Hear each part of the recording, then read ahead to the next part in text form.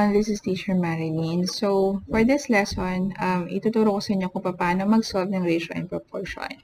So, ang definition natin ng ratio is, this is a way to compare two quantities. So, dito meron tayong parating kino-compare na dalawang bagay. So, pwede natin siyang isulat like this. Kunwari, 3:5, okay, like this. Or pwede rin natin siyang isulat like fraction form. Pwede rin siyang 3/5. Ayan. So, ang proportion naman, this is an equation that says that two ratios are equivalent. Okay, so, ito naman is, para siyang linear equation na kino-compare natin or ini-equate natin yung dalawang ratio. Okay, so, for example, 2/5 is equal to 4/10. So, now let's try to solve this problem. So, you know that to make 20 pancakes, you have to use 2 eggs. So, how many eggs are needed to make 100 pancakes?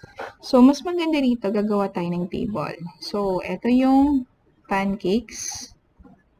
And then this one is for the number of eggs. Yan. Okay. So, ang sabi dyan, so sa 20 na pancakes, gagamit tayo ng 2 eggs. So, ang tanong ngayon, kung meron tayong 100 pancakes, okay, how many eggs are needed? So, i-represent natin yung number of eggs as x. Yan. So, from this table, gagawa na tayo ng equation. So, pwede natin gawing equation dito is 20/2 is equal to, okay, so pagtatapatin lang natin. So, this is 100 is to x. Ayan. So, remember, kapag nagsusolve tayo ng ratio and proportion, yung order matters. Okay, so make sure na tama yung order nyo or else magkakamali kayo ng answer. Okay, so, para ma-solve to, so gagawin lang natin is cross multiplication like this. Okay, so meron tayo ditong 20x is equal to 100 times 2. So, to solve for the value of x, divide natin both sides of the equation by 20. So, makakancel yung 20 dito. So, therefore, x is equal to 10. Yan. So, therefore, for this recipe, you need 10 eggs to make 100 pancakes. Okay, let's solve this problem. What would be the actual distance between two towns if a map is drawn to the scale of 1 centimeter is to 100,000 meters and the distance between two towns is 4.5 centimeters? So again, gawa tayo ulit ng table. So dito meron tayong cm and then dito yung m or meter. So sabi dyan, for every 1 cm, meron kang 100,000 meters. So, kung distance between two towns mo is 4.5 centimeters, okay, ano yung value niya in meter? So, this is the value of x. Okay, so pag gagawa ngayon tayo ng equation, so magiging ganito siya. 1/100,000 is equal to 4.5/x. Yan. So, to solve for x, so cross-multiply lang natin. So, meron tayong x is equal to 4.5 times 100,000. Okay. So, this is now equal to 450,000 meters. So, now let's solve example number 3. You want to cut a block of wood with a length of 72 feet into 2 pieces, such that the ratio of the shorter to the longer piece is 2:7. What are their lengths? Okay. So, dito sa problem, mas maganda kung illustrate natin siya, no? So, kung ito yung ating block of wood, so ang length daw niya is 72 feet. Okay.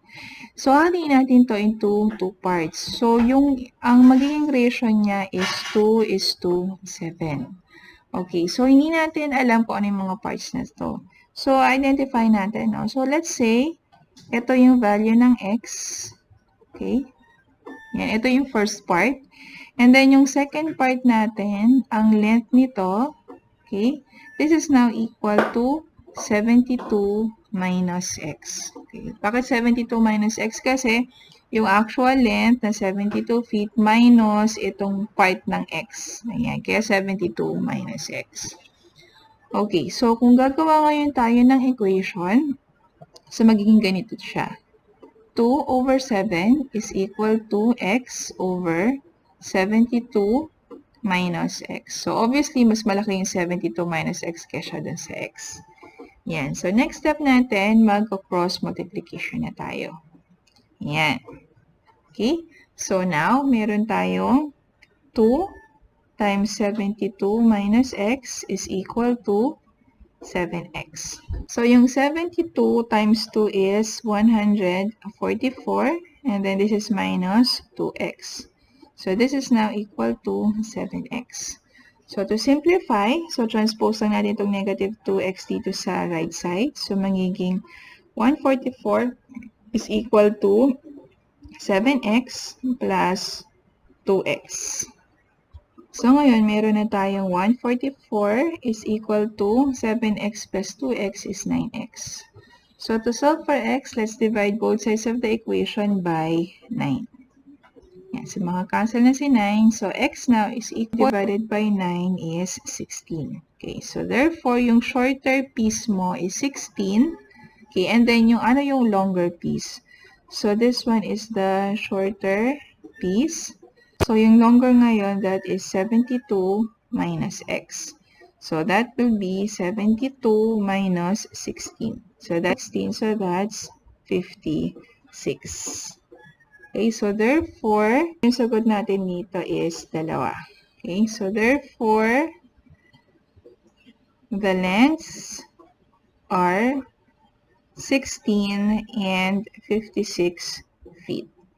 So now let's solve this last example. So what is the value of x in the proportion? Okay, so very similar lang to dun sa example na binigay ko previously. So gagawin lang natin dito, magka-cross multiply tayo. Okay, so meron tayo dito 14 times 2x minus 5 is equal to 6 times 3x. Okay, so simplify natin. So this is now 28x minus 70 equals 18x. So, next step, ito transpose ko itong si 18x sa left side and then si negative 70 sa right side. So, magiging 28x minus 18x equals 70. Okay, so solving further, so 28x minus 18x is 10x. So, this is now equal to 70. So, to solve for x, divide both sides by 10. So, therefore, x is equal to 7.